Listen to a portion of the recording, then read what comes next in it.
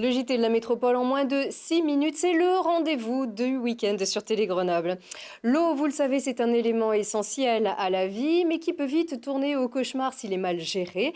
Mais le 1er janvier dernier, la métropole a hérité de la compétence GEMAPI, c'est la gestion des milieux aquatiques et la prévention du risque d'inondation. C'est un transfert qui a été opéré par l'État en vertu de la loi de modernisation de l'action publique territoriale et c'est désormais au syndicat Simbi qu'incombe la lourde tâche de protéger la population contre le risque de crue éventuelle. La métropole a commencé fort d'ailleurs avec les inondations du début du mois de janvier, mais le syndicat mixte des bassins hydrauliques mène depuis 2012 avec de l'expérience le projet Isère Amont. Reportage. Des communes encerclées par les eaux, des routes barrées, des habitants exténués et un scénario catastrophe que la métro ne veut pas voir sur son territoire. Depuis le 1er janvier, la collectivité prend en charge la gestion des milieux aquatiques et la prévention des inondations. Une compétence colossale puisque le territoire compte 3 cours d'eau majeurs, le Drac, l'Isère et la Romanche. Nos pères ont fabriqué des systèmes d'endiguement depuis des décennies. Près de 134 km de digues aujourd'hui dans le territoire pour nous protéger. Notre rôle, c'est donc de les entretenir, de les renouveler, de faire évoluer ces systèmes d'endiguement, là aussi en créant des ouvrages plus robustes, plus forts. L'Isère a du caractère et en cas d'inondation majeure, comme celle de 1859, les dégâts seraient estimés à plus d'1 milliard d'euros. Il faut donc conforter les digues et créer des déversoirs. La métro a missionné le Simbi pour mener à bien ces travaux. Créé en 2004, le syndicat mixte des bassins hydrauliques a montré son expérience avec le chantier Isère Amont, initié en 2012 pour un montant de 135 millions d'euros. On sait que la crue de référence, pour nous, c'est une bicentenale qui a été mesurée à 1950 mètres cubes seconde. Dans Grenoble, au droit de la Porte de France, sous les ponts, il passe 1220 mètres cubes. Ce qui veut dire que la différence, il faut qu'on la stocke en amont de la ville de Grenoble. Et c'est pour ça qu'on a ce projet qui permet de mobiliser des terres agricoles et des forêts.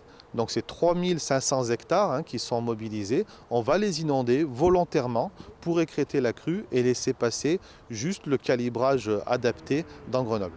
Avec cette nouvelle compétence, le budget de la métro augmente de 7 millions d'euros pour la période 2018-2020, dont 3 millions de dépenses nouvelles. La taxe dite GEMAPI a spécialement été créée. Elle sera financée à hauteur de 2,5 millions d'euros via la taxe foncière, la taxe d'habitation et la cotisation foncière des entreprises. Le projet Isère Amont se poursuit jusqu'en 2021. La dernière tranche concerne les communes de Saint-Imier à Pontcharrat.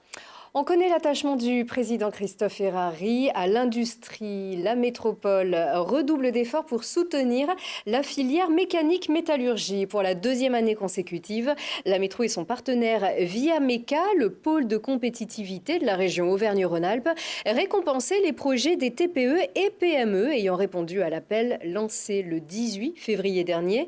Sur 29 dossiers déposés, 12 ont été sélectionnés sur des critères comme les retombées économiques en termes d'emploi ou le caractère innovant du projet. Les entreprises ont ainsi reçu une subvention de 10 000 euros et provenant d'une dizaine de financeurs publics et privés du territoire.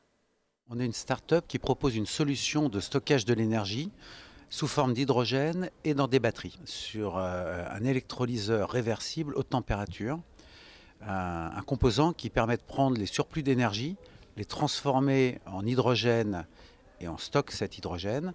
Et lorsqu'il y a des besoins d'énergie, on va prendre l'hydrogène, recréer de l'électricité et de la chaleur qu'on va valoriser pour les bâtiments. Ces 10 000 euros nous ont permis de lancer l'industrialisation d'un des composants stratégiques de cet électrolyseur réversible. Tout au cours de mes démarches commerciales auprès des clients, je me suis rendu compte qu'ils avaient des problématiques de nettoyage des conduits d'évacuation de fumée sur des machines.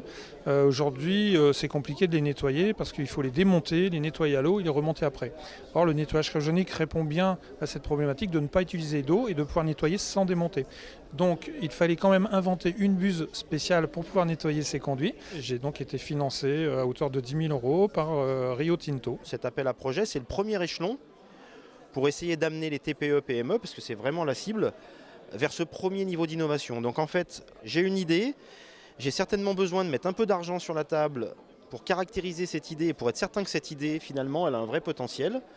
Et ça va passer derrière par de la petite conception, peut-être un prototype, une caractérisation technique, une étude de marché, une étude de design.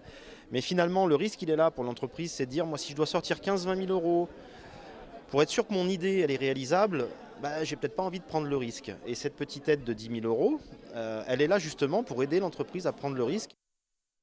Et en Isère, le secteur de la mécanique métallurgie représente environ 25 000 salariés.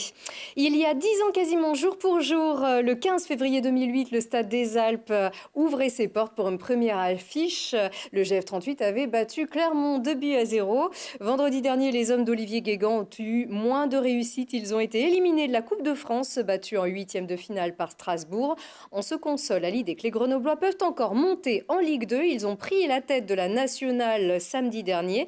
Et puis on vient d'apprendre que ce ne seront pas 4 mais 5 matchs de Coupe du Monde de foot féminin que le Stade des Alpes accueillera en 2019. Nous aurons le temps bien sûr de revenir sur cette information pendant un an. L'événement c'est en 2019.